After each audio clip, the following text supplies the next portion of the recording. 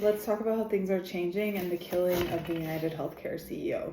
For years now, amplified by COVID, there has been a vast disparity of wealth in the United States between those that we call the 1% and everybody else. Now we have reached a boiling point.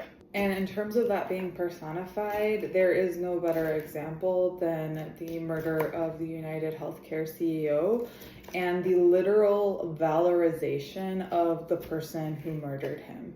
We talk a lot about the 1%, but we need to also talk about the divide in this country between people who have higher education and access to higher education and college degrees and the folks that don't. Specifically working class people and hourly workers who haven't been able to, for whatever reason, pursue higher education in college or university. In many places in this country, you cannot get by and you cannot achieve the American dream by simply making minimum wage. Versus those folks who have higher ed degrees, most but not all are able to get professional jobs which pay much more than what hourly workers and folks without higher education are able to earn.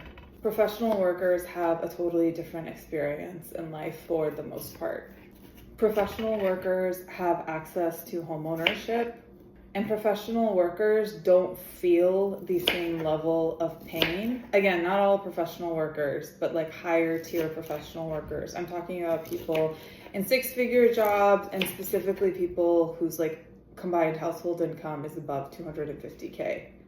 The political class and their donors and the folks that exist within that apparatus, whether it's the consultants or whoever, are so out of touch with the majority of America, some who are left in whatever remains of the middle class, and then other folks that are lower middle class or around the poverty line or below the poverty line, that they have no idea what that pain even feels like.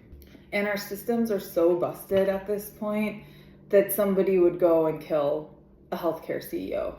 And until our systems are corrected, and the power of that lives within the private sector, it also lives within the government at the local, state, and federal level, because the government's role, one of the government's role, is to regulate industries. The healthcare industry in America has been out of control for decades now. But now we've just reached a fever pitch because the wealth divide between Americans is the greatest that it's